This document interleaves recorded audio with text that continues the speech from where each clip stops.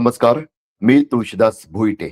मुक्तपीठ स्वतंत्र बाण्याचं views channel. युद्ध कुणालाही परवडत नाही आणि ज्याची किंमत युद्धात सहभागी झालेलेच नाहीत तर जे सहभागी झालेले नसतात तेही मोजतात.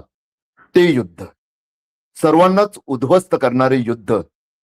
आणि सध्या जगात रशिया युक्रेन युद्ध सुरू असतानाच तिकडे आखातामध्ये अमेरिका इस्रायलने इराणवर हल्ला केल्यानंतर जे युद्ध पेटलेलं आहे, इराण, इस्रायल, अमेरिका या 3 देशांमध्ये, त्या युद्धात अख्खं जग होरपळून दिसतंय. आज सकाळी भारतीय वेळेनुसार सकाळी 6:30 वाजता अमेरिकेचे अध्यक्ष डोनाल्ड ट्रम्प यांनी त्यांच्या देशाला संबोधित केलं. त्यांनी जे भाषण केलं, एक 20-22 मिनिटं ते बोललेत. त्या भाषणात त्यांनी अनेक दावे केले. अमेरिका युद्ध जिंकलं, अमेरिकेनं युद्ध जिंकलं, इराणचा पराभव केला, इराणमध्ये अमेरिकेनं सत्तांतर घडवलं, इराणचं संपूर्ण मिसाईल यंत्रणा, संपूर्ण संरक्षण यंत्रणा अमेरिकेनं बऱ्यापैकी नेस्तनाबूत करून टाकली आहे. एक नाही, अनेक दावे डोनाल्ड ट्रम्प यांनी केले.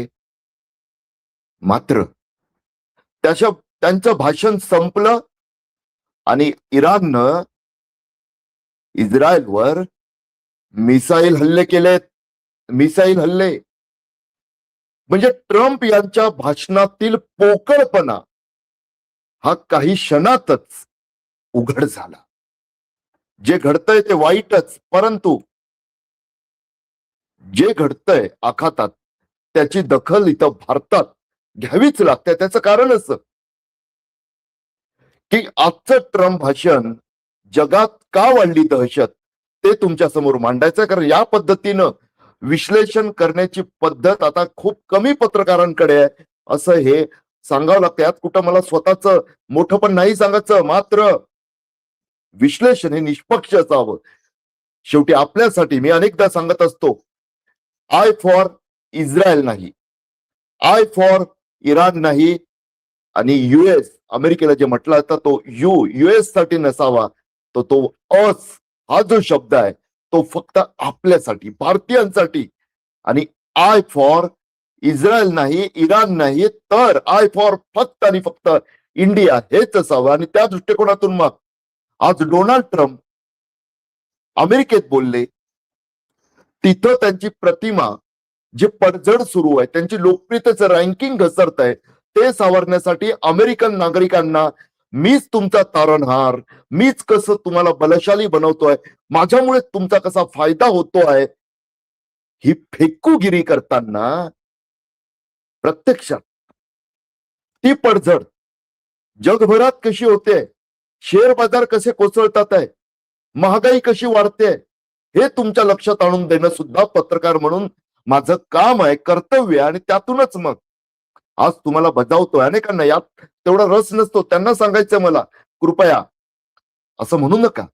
शेअर बाजारात तुमची गुंतवणूक नाही, माझी सुद्धा नाहीये. परंतु शेअर बाजारात गुंतवणूक नसली तरी मध्यमवर्गीय म्हणून, कनिष्ठ मध्यमवर्गीय म्हणून तुम्ही SIP सीप मध्ये गुंतवणूक करत असाल. माझी विनंती आहे तुम्हाला, कृपया आजच तुमची सीप मधली गुंतवणूक तपासा. मी आत्ताच हा कार्यक्रम सुरू करण्यापूर्वी ज्यांची सीप मध्ये गुंतवणूक आहे अशा एका आमच्या कौटुंबिक मित्रांशी बोललो. त्यांना सांगितलं, तुमचं नाव उघड करत नाही, मात्र सांगा काय घडतंय. कारण एकीकडे महागाई वाढते, गॅस महाग होतोय, मिळत नाहीये, आणि त्याच वेळी शेअर बाजार कोसळल्याच्याच बातम्या येत आहेत. ट्रम्प बोलले तिकडे जपानमध्ये शेअर बाजार कोसळला, आशियाई शेअर बाजार कोसळू लागले. आताच मगाशी मी तपासलं तेव्हा आपलाही भारतीय शेअर बाजार किमान 1-2 टक्क्यांनी कोसळलेला. त्याचा फटका तुम्हाला आम्हाला कसा बसतो पहा. त्यासाठीच म्हटलं आपण हे का यावर लक्ष ठेवलं पाहिजे. ज्या कौटुंबिक मित्रांचं सीप मी तपासायला लावलं त्यांनी मला सांगितलं की युद्धाच्या आधी त्यांचे जे सीप गुंतवणूक HDFC मधली 4 लाख त्यांनी केली होती. युद्धापूर्वी तिचं मूल्य झालेलं 7,30,000. लक्षपूर्वक ऐका, कारण तुमच्या माझ्यावर कसा परिणाम होतो या युद्धाचा ते आपल्याला समजून घेतलं पाहिजे. आपली गुंतवणूक आहे 4 लाख गुंतवणूक, ती 7,30,000वर गेली होती. आता युद्धानंतर कालच त्यांनी तपासलं, 1 एप्रिल रोजी तपासलं, नव्या आर्थिक वर्षात तपासलं, तर युद्धापूर्वी 7,30,000 मूल्य असलेली त्यांची गुंतवणूक ही 1 एप्रिल 2026 रोजी 6,35,000वर घसरली. याचा अर्थ काय? जवळपास 1 लाखाचा म्हणजे 95,000चा फटका त्या मध्यमवर्गीय कौटुंबिक मित्राला बसला. काय चूक त्यांची? युद्ध तर आखातात, मात्र परिणाम भारतात. हेच मला तुमच्या लक्षात आणून द्यायचं आहे. आणखी एकाचं कळलं, ऍक्सिस बँकेतील गुंतवणूक त्यांची, ती गुंतवणूक त्यांनी 3,50,000ची केलेली. 3.5 लाखाची गुंतवणूक केलेली ऍक्सिस बँकेत SIP सिप मध्ये. युद्धापूर्वी तिचं मूल्य वाढून 3,75,000वर पोहोचवलेलं, तेवढे मिळतील. आता ते मूल्य पोहोचलंय 3,45,000वर. याचा अर्थ काय? 40,000 त्यांची गुंतवणूक, त्यांच्या कष्टाच्या पैशाची गुंतवणूक ही कमी झालेली आहे 40,000नं. तिकडं मी तुम्हाला दाखवलं HDFC मध्ये 95,000नं कमी झाली. हा फटका कशामुळे बसला? त्या मध्यमवर्गीय कुटुंबाचा काय दोष? परंतु युद्ध आखातात, फटका भारतात. तुम्हाला त्यासाठी सांगतो, शेअर बाजार कोसळला मला काय त्याचं असं नका समजू. बँकांमधली तुमची SIP सिप गुंतवणूक कृपया तपासा. आता त्यातूनच तुमच्या गंभीरता लक्षात येईल आणि लक्षात येईल की अमेरिकेचे अध्यक्ष अमेरिकेसाठी बोलले, मात्र आजचं ट्रम्प यांचं भाषण जगात का वाढली दहशत या मुद्द्याच्या आधारे त्याचा वेध का आपण घेणार आहोत. एक एक मुद्दा तुम्हाला समजवतो आजच्या ट्रम्प यांच्या भाषणातील. माझी विनंती आहे, कृपया शांतपणे लक्षपूर्वक हे तुम्ही ऐका. आज डोक्यानं ऐका, फक्त कानानं ऐकू नका. लक्षात ठेवा, ट्रम्प यांनी का केलं तसं? देशाला दिलासा देण्यासाठी. आपल्या रँकिंगची, लोकप्रियतेच्या रँकिंगची, तिथं दरवेळी अमेरिकेच्या अध्यक्षांच्या लोकप्रियतेचं रँकिंग ट्रॅक केलं जातं. त्यात त्यांच्या लक्षात आलं की अरे आपण घसरतोय. आता तर युद्धानंतर पडझड सुरू झालेली आहे. नो किंग आंदोलन सुरू झालं. 91 लाख अमेरिकन त्यात सहभागी झालेत. सगळीकडे ट्रम्प विरोधात एक लाट निर्माण होताना दिसते अमेरिकेत. त्यातून 1 एप्रिलचा दिवस टाळत त्यांनी जे भाषण केलंय आपलं, त्या भाषणात ते जे म्हणालेत, म्हणजे आपल्याकडे 2 एप्रिल आहे, कदाचित त्यांचं ते भाषण 1 एप्रिलच असावं. तिकडं रात्र, आपल्याकडे सकाळ 6:30 वाजता भारतीय वेळेनुसार त्यांनी जे भाषण केलं, त्यात त्यांनी ऑपरेशन एपिक फ्युरीची तुलना अमेरिकेच्या आजवरच्या ऐतिहासिक युद्धांशी केली. आणि त्यांनी जे सांगितलं ना, त्यातून अजून भीषण परिणाम होण्याची भीती निर्माण झाली. ते म्हणालेत, अहो काय म्हणताय, युद्ध लांबलं. हो, मी बोललेलो काही दिवसातच इराणचा फडशा पाडेन, युद्ध जिंकेन. आताही सांगतो, आपण युद्ध जिंकलंय, आता शेवटचा टप्पा अवघ्या काही दिवसांचा बाकी असं ते म्हणालेत. पण त्यांनी जो कालावधी सांगितला, त्यांनी आधीच्या युद्धांची जी आठवण करून दिली. ते म्हणालेत, पहिलं महायुद्ध 1 वर्ष 7 महिने 5 दिवस, दुसरं महायुद्ध 3 वर्ष 8 महिने 25 दिवस, कोरियन युद्ध 3 वर्ष 1 महिना 2 दिवस, व्हिएतनाम युद्ध ज्यात अमेरिकेची प्रचंड बदनामी झालेली, अमानुष अत्याचार त्यांनी केलेले. जगात हिटलर नंतर व्हिएतनाम मध्येच अत्याचार झाले, हिटलरच्या जर्मनी नंतर असं म्हटलं जाते. तर त्यातूनच ते व्हिएतनाम युद्ध 19 वर्ष 5 महिने 29 दिवस. इराक मधलं अमेरिकेचं युद्ध 8 वर्ष 8 महिने 28 दिवस. ते म्हणाले, अहो एवढे दीर्घकाळ चाललेले युद्ध, सर्वात लांबलेलं युद्ध व्हिएतनामचं 19 वर्ष 5 महिने 29 दिवस.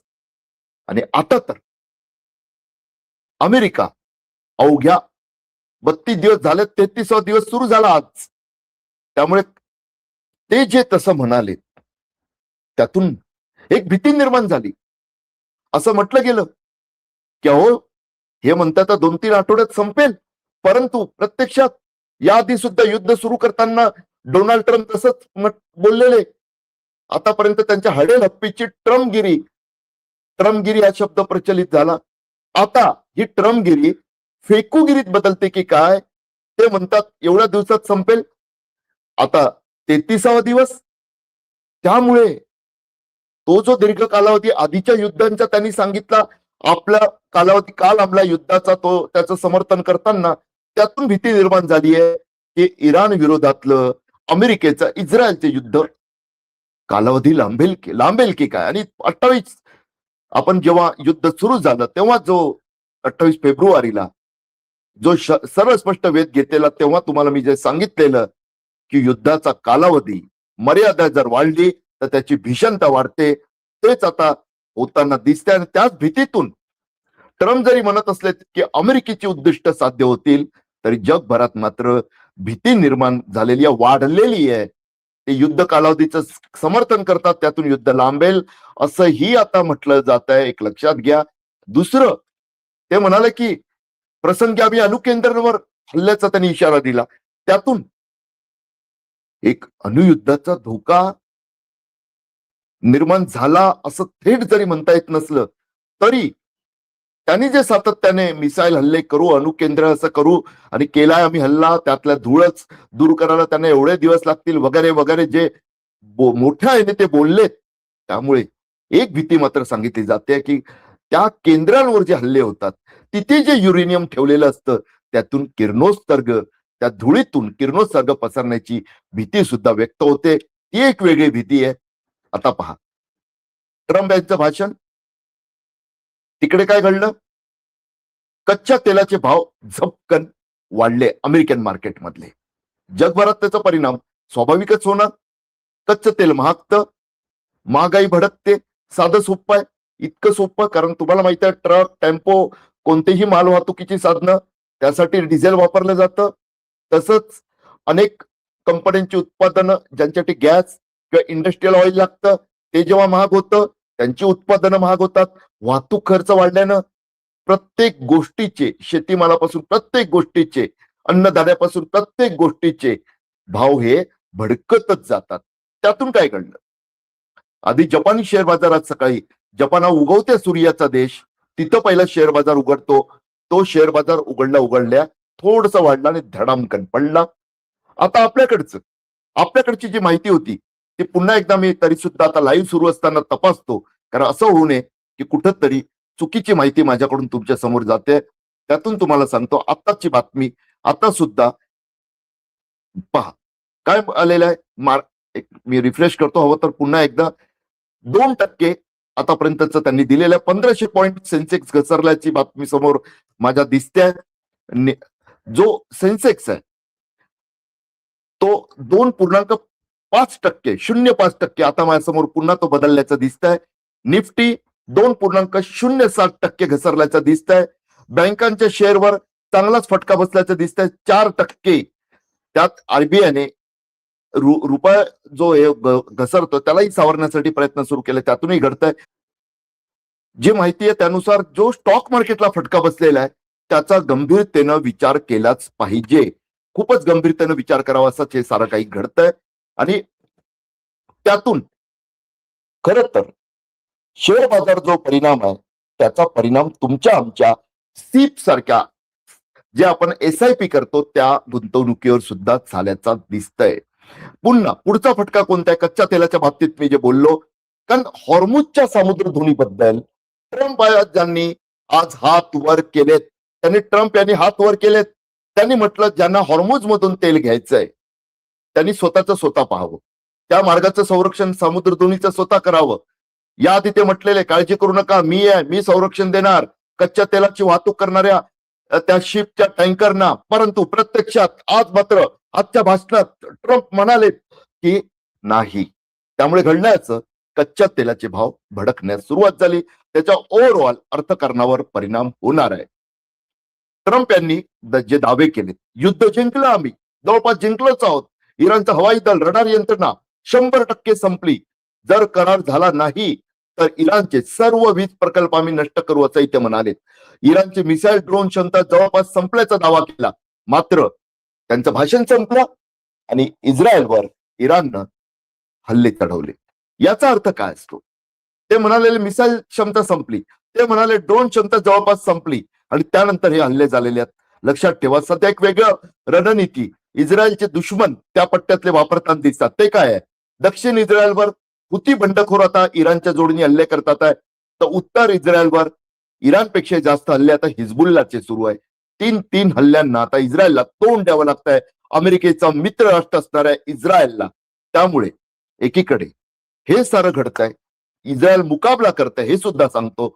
छोटासा देश आहे. मगाशीच मी तुम्हाला सुरुवातीला बोललो की आय फॉर इंडिया आहे आपल्यासाठी, आय फॉर इराण ही नाही, आय फॉर इस्रायल ही नाही. आपण कुणाच्याच बाजूचे नसावं. अस हे फक्त आपल्यासाठी असावं. अस हे युएस मधलं अस नसावं हे स्पष्ट शब्दात बजावतो. आणि ट्रम्प यांनी विजय जाहीर केला. त्यांनी म्हटलं की इराणमध्ये सत्ता पालट केलाय. तो म्हणजे पूर्णपणे रिझिम चेंज हा आमचा उद्देश नव्हता, मात्र तिथं नेत्यांच्या मृत्यूनंतर एक नेतृत्वाचा सत्ता पालट झालाय. किती शब्द बदललेत पहा. फक्त सिनियर खोमेनी यांचा मृत्यू झाला, अयातोलांचा, म्हणजे रिझिम चेंज झाला का?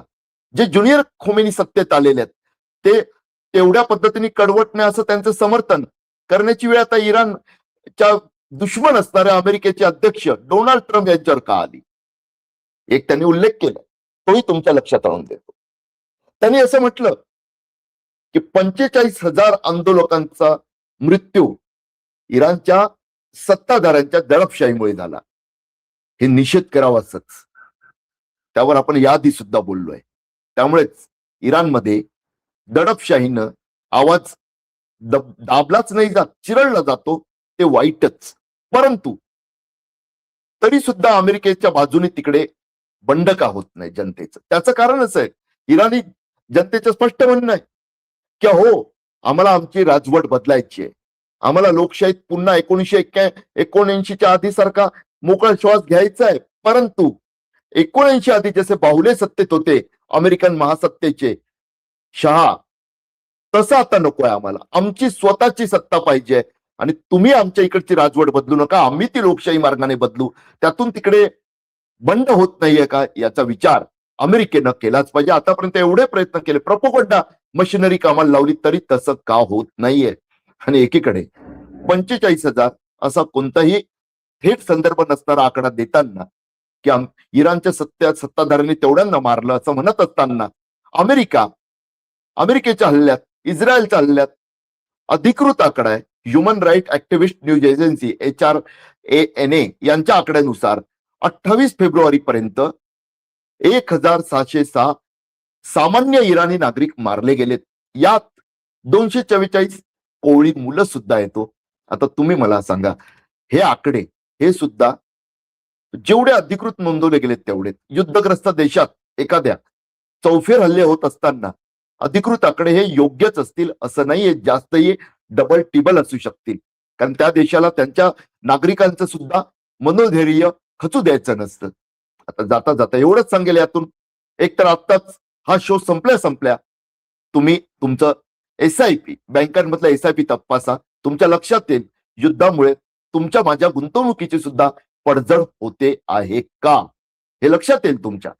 अमेरिकेनं, इस्रायलनं अवघ्या जगावर युद्ध लादलंय, पण त्यांनी आखाती देशांकडे खर्च मागितलाय. ते देतील न देतील तो आपला विषय नाही. परंतु अमेरिकेनं, इस्रायलनं जगावर जे युद्ध लादलंय त्याची किंमत कोण मोजतंय? जगभरातील देश ती किंमत मोजतायत. जग त्यांची किंमत या युद्धाची मोजते. महागाई वाढते, शेअर बाजार कोसळतोय, तेल विहिरींना ज्या आगी लागतात आहे ना, त्यातून अर्थतज्ञ इशारा देतात आहे की जेव्हा अशा प्रकारचे नॅचरल रिसोर्सेस जे पुन्हा भरून काढले जाऊ शकत नाही, नैसर्गिक संसाधन, तेव्हा जगात युद्धानंतर मंदीच्या लाटेची भीती असते. आधीच एक आपण व्हिडिओ आज एक गोष्ट सांगणार आहे तुम्हाला. ऑरॅकल मधलं तुम्हाला कळलं असेलच, 30,000 नोकऱ्या केल्या, भारतातल्या 12,000. रोजगार धोक्यात येतात, आलेले आहेत. मंदीची लाट जर उसळली तर आणखी ही भीती वाढेल. त्यामुळे आपण काळजी घेतली पाहिजे असं मला, आणि काळजी घ्यावी लागेल. प्रत्येकाला माझं एकच सांगणं आहे, युद्धशकता नसतात रम्य, हाच आपण विचार केला पाहिजे. युद्धाचं समर्थन करू नका. आपला देश युद्धाचा नाही, बुद्धाचा आहे. आपला देश वसुदैव कुटुंबकम जे सांगितलं जातं त्याचा आहे. युद्धातून प्रश्न सुटत नसतात, उलट चिघळत असतात. त्या जखमा कायम राहतात. त्यातूनच तुम्ही आठवा, पहिल्या महायुद्धानंतर सुद्धा दुसरं महायुद्ध का झालं आणि तिसऱ्या महायुद्धाची भीती वारंवार का दाखवली जाते. त्यामुळेच काही प्रेक्षकांच्या आपल्या प्रतिक्रिया आलेल्या त्या सुद्धा आपण पाहूया. युसुफ खान आपले प्रेक्षक नमस्कार त्यांनी केलाय. युसुफ जे तुमचं मत सुद्धा तुम्ही मांडा.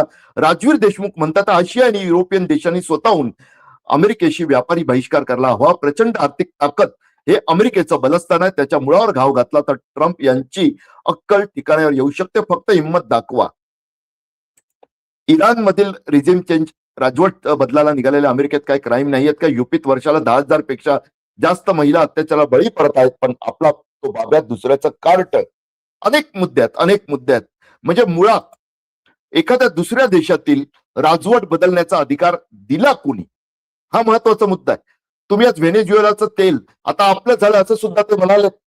अरे दुसऱ्याचं तेल तुमचं कसं होऊ शकतं? त्या देशातली माती, त्या देशातल्या मातीतली माणसं यांचाच त्या नैसर्गिक संसाधनावर हल्ला अधिकार असणार, हे तुम्ही का लक्षात घेत नाही? हे लोकशाहीवादी असल्याचा दावा करणाऱ्या अमेरिकेला आता जगभरातून विचारलं जाण्याची गरज आहे. एक चांगली बातमी आहे, ग्रेट ब्रिटननं त्यांच्या देशात म्हणजे इंग्लंडनं, आपल्या सोप्या शब्दात सांगू तर त्यांच्या देशात जगभरातील 33 देशांची बैठक बोलवली आहे.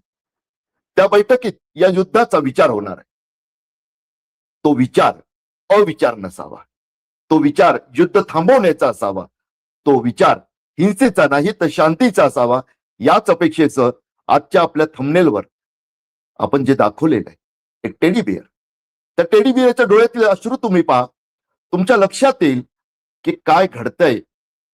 हे जे घडतंय ना, ते खूपच अस्वस्थ करणारं असतं. हे घडू नये यासाठीच आपले प्रयत्न असले पाहिजेत. ती मी पूर्ण स्क्रीनवर तुम्हाला दाखवतो. त्या टेडी बिअरच्या डोळ्यातील ते अश्रू तुम्ही पहा. त्या अश्रूंमध्ये आजच्या जगातलं वास्तव, कारण कुठेही तुम्हाला जीवितहानीची माहिती येत नाहीये. जे माहिती येते, जे आकडे मी मगाशी सांगितले, ते मला स्वतःला विश्वास बसत नाहीयेत. तुम्हाला कुठे मृतदेह दाखवले जात नाहीयेत. तुम्हाला कुठे सारं काही कसं संपतंय ते दाखवलं जात नाहीये. मिसाईल दाखवले जातात आहे, त्याचे स्फोट दाखवले जातात आहे. मात्र या टेडी बिअरच्या डोळ्यातील अश्रू आपल्याला काय वास्तव आहे प्रत्यक्षातलं ते आपल्या समोर मांडतात आहे. असं म्हटलं तर वावगं ठरू नये. हे अश्रू तुम्हाला का दाखवतोय मी? यासाठी दाखवतोय की याच्यावर आपण जर लक्ष नाही ठेवलं, या अश्रूंची आपण किंमत नाही ओळखली, तर मला असं वाटतं आपलाच घात आपण करून घेऊ. आज मुक्तपीठच्या या सरसपट्ट वेध घेणाऱ्या व्हिडिओ इथंच थांबतो. मात्र हा व्हिडिओ तुम्हाला आवडला असेल, तुमच्या विचारांचा वाटला असेल, तर कृपया तो तुम्ही लाईक करा, इतरांशी शेअर करा. आणि त्याचबरोबर ही मागणी सर्वांकडून येते राजवीर देशमुखांनी केलेली, की एक वेळ ठरवता का? नोटिफिकेशन येत नाही, त्यामुळे कळत नाही तुमचा व्हिडिओ कधी येतो. मला पुढचे 2-3 दिवस द्या. मी त्या बद्दलचं एक व्यवस्थापन करून घेतो, नियोजन करतो आणि तुम्हाला एक वेळ, कारण मी अनेकदा वेळ यादी 9चा सकाळी बोललो, पण तो शक्य होत नाही. काही वेळा तर मला एक कोणता तरी वेळ मी नक्की सांगतो आणि त्यानंतर आपण त्याच वेळी व्हिडिओ करू, एवढं सुद्धा सांगतो. तो एक व्हिडिओ नियमित असेल आणि त्यानंतर इतर काही एक्स्ट्रा व्हिडिओ झाले तर ते वेगळे. मात्र एक वेळ, एक दिवस, एक वेळ ही ठरवलीच पाहिजे दिवसभरातील. हे मला सुद्धा मान्य आहे राजवीर. तुमचं हे प्रेम, तुमची ही आपुलकीच मला बळ देते. ती आपुलकी कायम ठेवा. आणि जे प्रेक्षक आतापर्यंत मुक्तपीठचे सबस्क्रायबर झाले नसतील त्यांना विनंती आहे, कृपया त्यांनी मुक्तपीठचं युट्यूब वरील व्ह्यूज चॅनल सबस्क्राईब करावं, बेल आयकॉन दाबा, ऑलचं ऑप्शन निवडा. तुम्हाला व्हिडिओ बद्दल नोटिफिकेशन येत नाही मला कल्पना आहे, तरी सुद्धा किमान आशा ठेवूया की ते येत राहतील. आज मुक्तपीठच्या व्हिडिओ तिथंच थांबतो. तुम्ही नेहमीच मुक्तपीठ तपासत राहा, पाहत राहा. मुक्तपीठला साथ असू द्या. मुक्तपीठ स्वतंत्र मानण्याचं व्ह्यूज चॅनल.